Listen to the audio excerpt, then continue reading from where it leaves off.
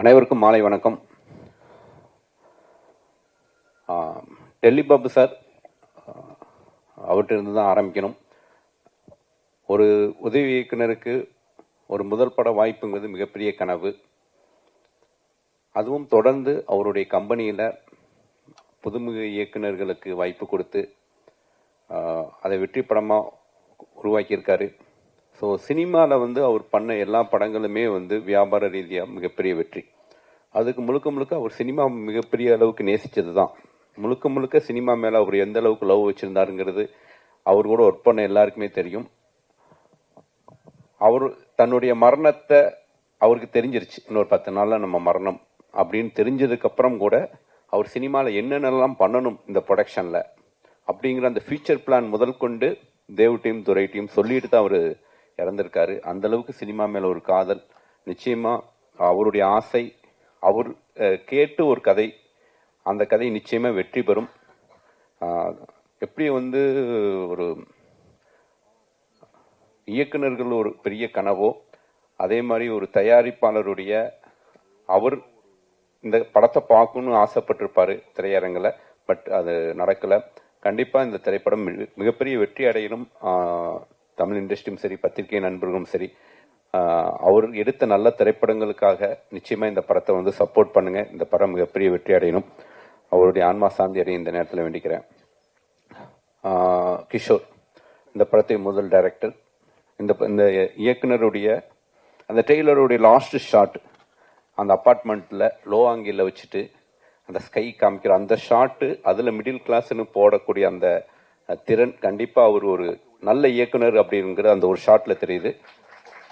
நிச்சயமாக அவருக்கு என்னுடைய வாழ்த்துக்களை தெரிவிச்சிருக்கேன். கண்டிப்பாக டெல்லி பாபு சாருடைய பட்டறையிலேருந்து இன்னொரு நல்ல இயக்குனர். மாதவன், நான் நீ அடையாளமே தெரியல மாதவன். ரஜினி சாரோட நிறைய படங்கள் ஒர்க் பண்ணியிருக்கோம். மாதவன் ஆர்ட் டைரக்ட் பண்ணியிருக்காரு, அவருக்கு என்னுடைய வாழ்த்துக்கள். கேமராமேன் ரொம்ப நல்லா ஒர்க் பண்ணியிருக்காங்க. எடிட்டர். நான் மகானிலிருந்து துரை, அப்போ இருந்து துரையை பார்க்குறேன். ஸோ நானும் துரையும் ரொம்ப வருஷமாக ட்ராவல் பண்ணிகிட்ருக்கோம். துரை ஒரு ரைட் ஹேண்ட் மாதிரி டெல்லி பாபு சாருக்கு. ஸோ இந்த துறை ஒரு இந்த படத்தை ரிலீஸ் வரைக்கும் கொண்டு வந்திருக்காரு. ஸோ அவருடைய கனவு, டெல்லி பாபு மேலே ரொம்ப அன்பு வச்சிருந்த ஒரு மனிதர். அவரும் இவர் மேலே நிறைய அன்பு வச்சிருந்தாரு.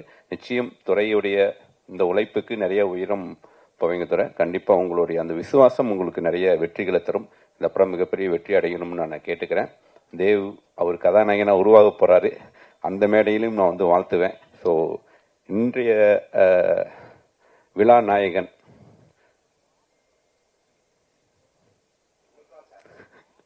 ஆடியோ லான்ச்னா தான் அவரு, ட்ரெய்லர் லான்ச்னா நீங்கள் தான். ஸோ இசையமைப்பாளருக்கு என்னுடைய வாழ்த்துக்கள். முதல் படமா பிரதர்? Love you. முதல் படம் இசையமைப்பாளருக்கு என்னுடைய வாழ்த்துக்கள். முனிஷ்காந்த், நான் ராஜபாட்டை ஷூட் ஆரம்பித்த டயத்தில் அவர் அப்போ தான் முண்டாசிப்பட்டி திரைப்படம் ரிலீஸ் அறிஞ்சு வள்ளூர் கோட்டம் ஒரு பஸ் ஸ்டாண்டில் உட்காந்துட்டு இருந்தார். அப்போ தான் பார்த்தேன், முனிஷ்காந்த் ஆச்சு இங்கே உட்காந்துருக்காரு.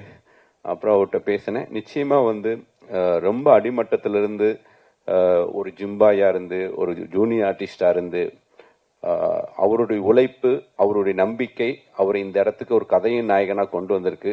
நிச்சயமாக ஒரு கதையின் நாயகன் மட்டும்தான். நாங்கள் காமெடினா நிறைய படங்கள் பார்க்கணும், நாங்களும் பயன்படுத்துவோம். ஆமாம், மற்ற இயக்குநர்களும் பயன்படுத்தணும். ஸோ முனிஷ்காந்துக்கு என்னுடைய வாழ்த்துக்கள். ரொம்ப க்ளோஸ் ஃப்ரெண்ட் எனக்கு சினிமாவில் ஒரு 2-3 பேர் தான். அப்படி ரொம்ப க்ளோஸ் ஃப்ரெண்டு கனியோட பேசிகிட்டு இருக்கும் போதெல்லாம் விஜய். ஸோ விஜய் நிச்சயமாக அஞ்சாதேவா இருக்கட்டும், சென்னை 28 இருக்கட்டும், நம்ம பக்கத்து வீட்டு பொண்ணை பார்த்த மாதிரியான ஒரு உணர்வு. இந்த திரைப்படத்தில் ரொம்ப அவுட்ஸ்டாண்டிங்கான ஒரு பெர்ஃபார்மன்ஸ் பண்ணியிருக்காங்க.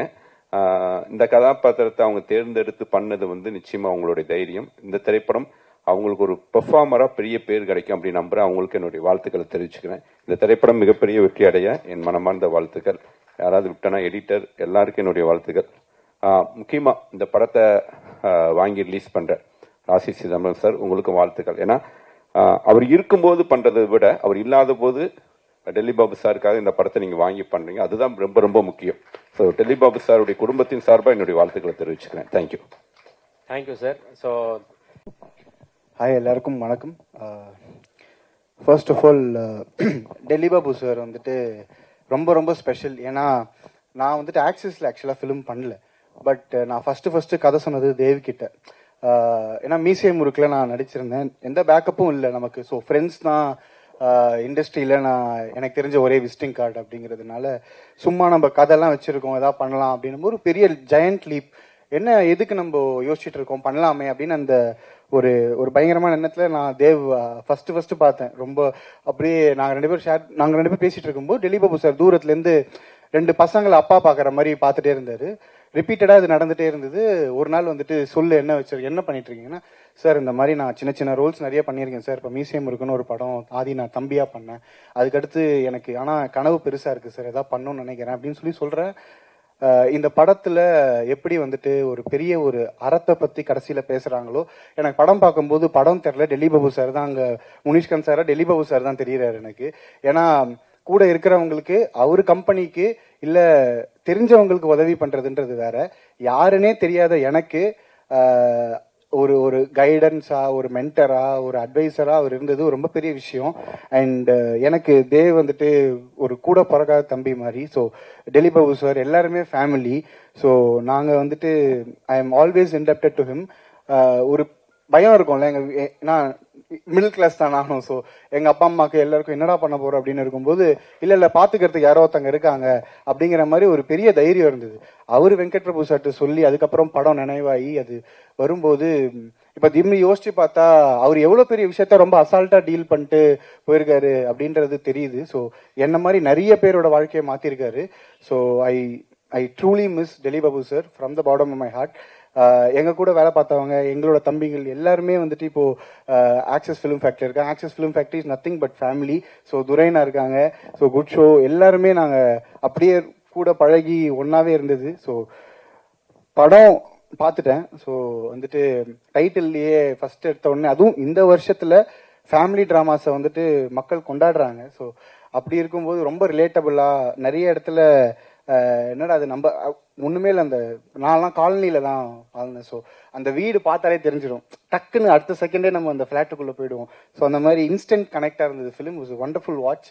அதுவும் கடைசி 40 minutes was very emotional. And Vijay ma'am வந்து சென்னை 28 சின்ன வயசுலேருந்து நாங்கள் I been seeing and very big fan. சூப்பராக பண்ணியிருந்தீங்க மேம். முனிஷ்காந்த் சார், எவ்ரிபடி ரொம்ப ரொம்ப சூப்பர்பான ஒரு ஒரு film. And I love the music.